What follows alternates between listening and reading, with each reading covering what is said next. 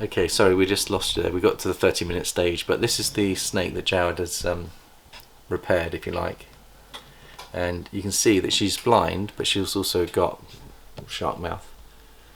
But when she was eating, the bottom jaw was inverted and it went in, and it was hooked. Her teeth were hooked on herself, and she couldn't get out. Yeah, it was not nice. Jared had to get it out. You had to use forceps in the end, didn't you? Yeah. So the whole of this bottom bit here. Yeah. Was inside. Yeah. And you pulled her out, but she's about 400 grams. And she feeds really well. Like. Yeah. She knows when it's food and when it's not. And that's her senses are unbelievable. The blind snakes are just incredible, really. And this one here, which is much milder, this is a cinnamon pied, and I think this one again is doing quite well, Jared. Probably about 350 grams. Yeah. It's got the white underneath its mouth, so it's probably a pastel cinnamon. Yeah, this one. Pastel. But beautiful snake. Now let's see if I can show you the shark jaw on her. Hers is very, very mild. Yeah. So the question we've got is, are these pets or are they breedable? Now, I think if it's family related genetics, and we just talk about that for a second, I think Rob's going to do some videos on it, Jared, and explain what's going on there, because he does like his genetics studies. I think what's happened is we bought 2 snakes from a breeder in Southampton, and they were, I think, related, and we put, it was Elvis actually, you can see Elvis here, the father is Elvis. Now he's perfectly okay, and he's produced many of our beautiful cinnamon pies, and you can see he's happy as punch in there. But we put him to what we thought was just a straightforward pied girl, but I think it may have come from the same family genetics, and as a result we think that if you put too many family genetics together, this is when some of the genetics and some of the DNA is not being passed on correctly, because there's a weaker inbreeding. It's more like inbreeding issues. So I think it's really important to get the parentage on what you're breeding, and to be conservative and careful not to overbreed within the same family. Now we've taken a couple of risks ourselves, because for the Xanthic surprise came from a son to a mother. You can breed them together. I think it's just a few lines down. Yeah. Is when it starts causing problems. Yeah.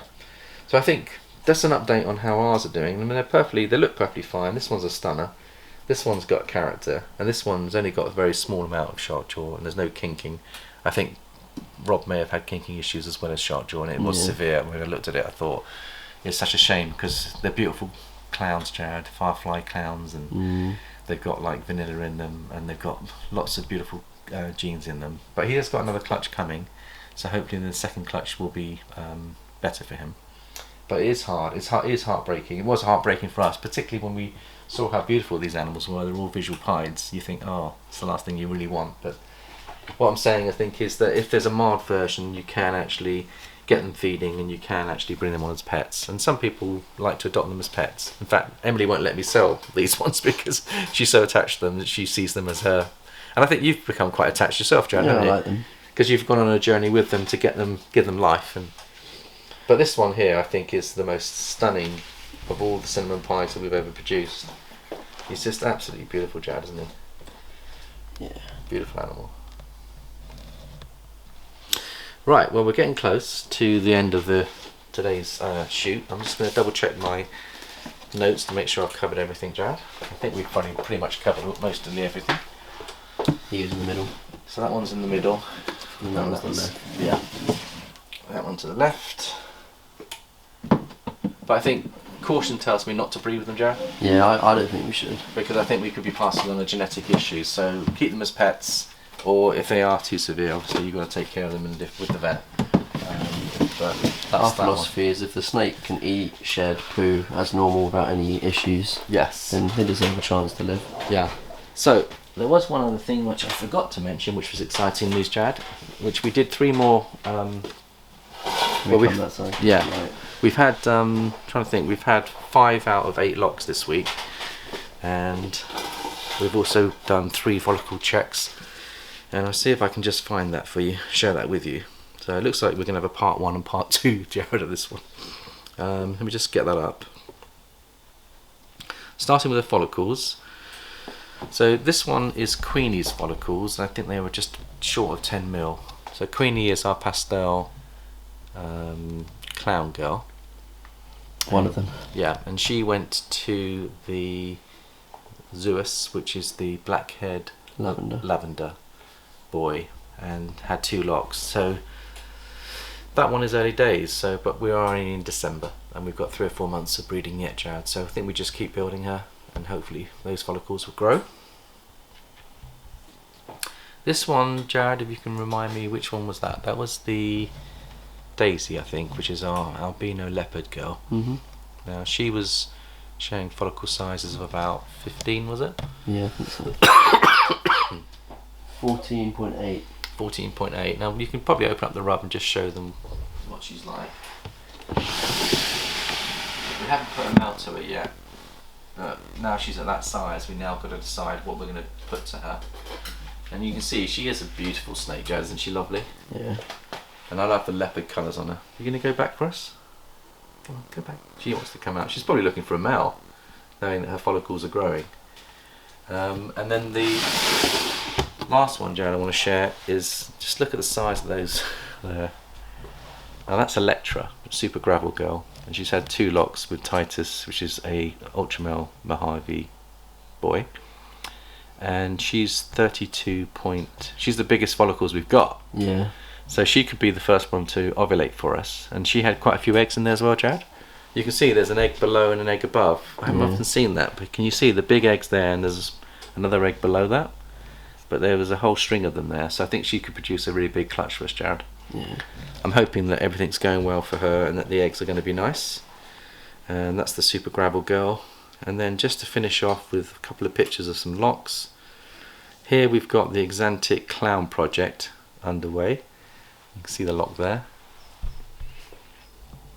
And that'll be Galileo, who's a super pastel, double het, VPI Exantic Clown boy. Struggling to pick it up. Yeah, maybe I'll come back a bit. Try that. Yeah. Is that good? Yeah. And then the girl was a pastel double het as well, and her name is I don't remember her name now. Hang on. Who's this? Actually, sorry, I've made a mistake. This is Skip. Sorry, that one was Skip and Mango. Yeah. Yeah, sorry. And that's a close-up of Skip and Mango, which is the Gravel Clown project. And he's given her 3 good locks consistently every month. So that's all looking good. Her follicles were 20 mil last month, and then hopefully they will come up again. There's another picture looking out there. Okay. And then we've got this boy here, which is Bruce, went to your first ever baby that you ever produced, Jared, which is Mo. And he is a albino 100% het pied boy to a normal looking snake that is 66% het for pied, 50% albino. We're hoping she proves out. He has got some amazing colours, Jared. I've moved him up to one of the adult racks. I forgot to mention that he's now moved into the adult racks. Just have a look at his colours, Jared. Tell me what's going on there, Jared. I've never seen such a bright albino on the dorsal fin. Is he carrying leopard? Is he carrying another gene? Or is he just glowing because he's happy to breed? He's almost like someone's got a highlighter. Honestly, he was a baby he was a really small baby as well. You had to bring him on from about 30 grams, didn't you? But he's done ever so well, and just a stunning animal, Jared. So I wonder what's going on with him. Is he carrying another gene, or is that the influence of the het pied? I mean, he's not a pied, is he? We know he's definitely not a pied. No, but he is beautiful. So he's locked for the second time to Mo, and Mo's up here. You can see the 2 locks. And then this one is the let's have a look. Yep, so we had Zeus locking to Queenie. I can show you that one. There we go. Okay, her follicles are very small, but we'll keep that pairing going. And then this is the lock that we had. I think that was last week's lock. So I think that's all the locks and all the follicles we wanted to share. And I think we've covered all of our topics, Jared. Is there anything else you wanted to bring up yourself, Jared? No. Just double check I've covered everything. Popcorning, we've done the rubs, we've done the locks, we've done the new pickups. So again, thank you to Ian for supplying us with 2 double het Ultramel Clown projects. There is another project that interests me, which is the Ultramel Hypo project. to get the ultra male into hypos, because we've got some lovely hypos coming on. So we're taking this opportunity to buy in some sub-adults to adults to have them ready for breeding, and then some further projects. So that's a good strategy to have. Buy a quality stud male, get your double hets ready to go, put the two together, and the idea is that you would find that with a double visual to a double het, the odds are 1 out of 4, is it? 1 out of 4. So if you get 8 eggs, you could get 2 visuals. If one of them's a girl, you can then put your double visual boy to that double visual girl, and everything will be guaranteed. So it's a very clever way of building projects on a budget, but also you can produce some double visuals from that, and then the girls that you bought initially, which are double hets, you can use in the future as well. So I think that double hets is a good place to be as long as you've got a double visual boy. Otherwise, I'd always recommend going for a visual het to a het visual opposite genes, and that way you still get 1 out of 4, and that's another clever way of going as well. So we've got, with the Exantic Clown project, we've got a 1 out of 16 chance of hitting an Exantic Clown, but it will be pastel guaranteed because the father is super pastel. So we're hoping we can build her up and get her ready for later in the season. If we get lucky, Jared, I'm going to be jumping for joy. And I think that's about it for now. I hope everyone's having a nice build up to Christmas. We shall put out another video next week. But thanks for watching. Thanks for your support. Don't forget to subscribe. Hit that notification button if you want to have regular videos from us.